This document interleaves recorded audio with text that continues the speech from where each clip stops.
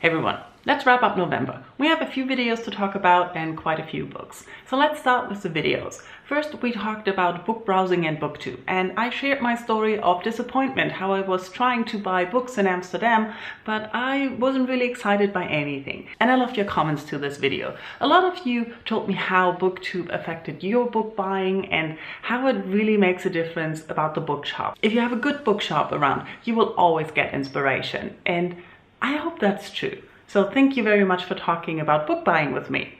We also talked about the decluttering impasse I reached. I feel like I have thrown out a lot already, but now I don't really know. There are a lot of memorabilia that I don't really have the ability to part from. And a lot of you suggested taking pictures. So taking pictures or digitizing the stuff I have and then just get rid of the stuff.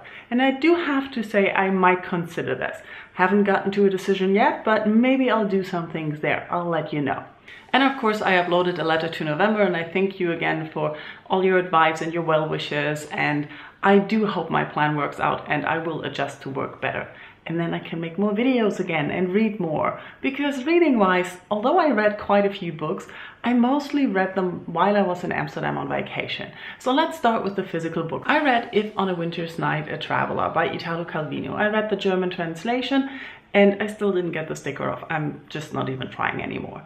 I have to say I didn't really like the book. This is the story of a reader who tries to read a book, but then the book stops. And so he wants to buy a new edition, and then he meets another reader, a female reader, and they discover that both their editions are flawed. And then they buy a new edition, but there they start a new story. And this is the story. We have the story of the reader trying to find the stories and constantly starting new stories. And I didn't like the execution of the book. I do like the idea, but I felt the reader and the female reader, they don't really have character or personality. They're pretty bland and flat. There's no real depth to them. The end of their story is rather, how did this happen and why? There's no motivation.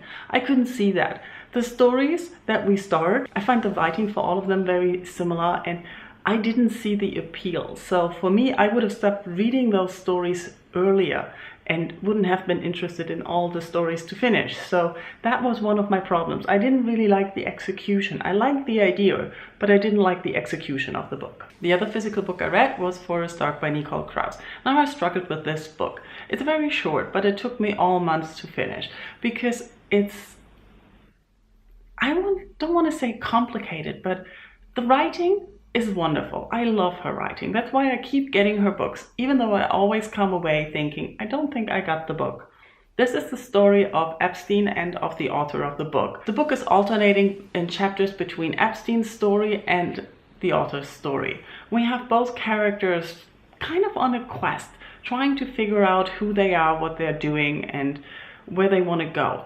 Epstein's quest is giving away all his money basically at the end of his life. He wants to have like a memorial built for his parents who died recently. That started this change in him.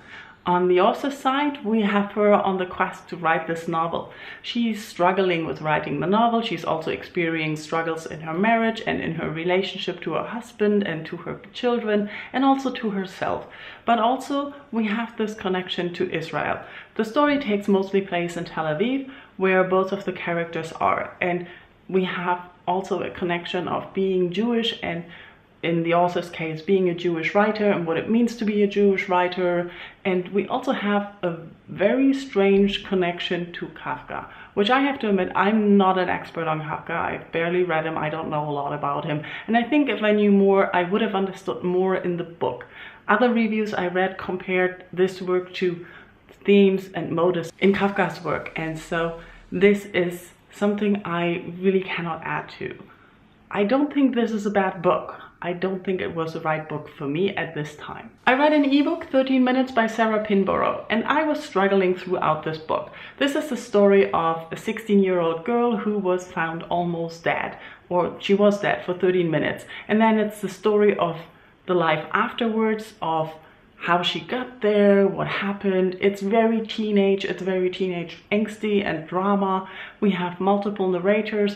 We have a lot of questions, and most of the time I really got annoyed with the characters we had because I really couldn't identify with them, and it was just like, oh, too much teenage drama.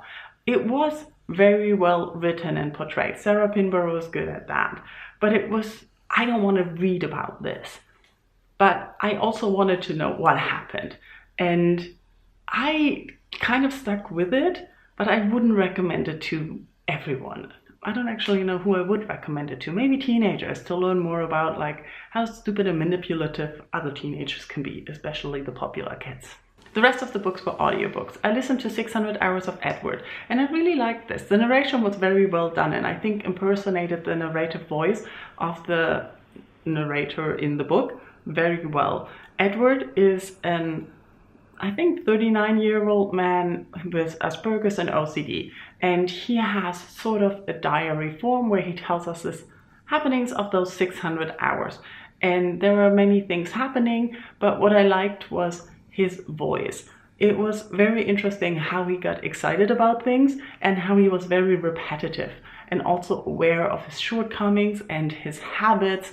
And there is a struggle with his father and friends and a family drama happening, and I thought it was very interesting. There are also more books about Edward, but I don't think I want to continue because I find this as good as a standalone. You have the story and I'm happy with what happened. Another audiobook I listened to was Stephen Fry's Victorian Secrets, which I thought was enjoyable because it's always enjoyable to listen to Stephen Fry, but I didn't think it was very interesting. It was gossipy and informative, but it was summarizing other works. So there were a lot of references to other works where these things were discussed in more detail. The last audiobook I listened to was Dressier Family in Corduroy and Denim, and I have to say I like Davis Sedaris when he reads his books himself. I noticed that I got tired of reading his books, but listening to them I enjoy them so much more. And this is just some more stories of his crazy family and life, so always enjoyable.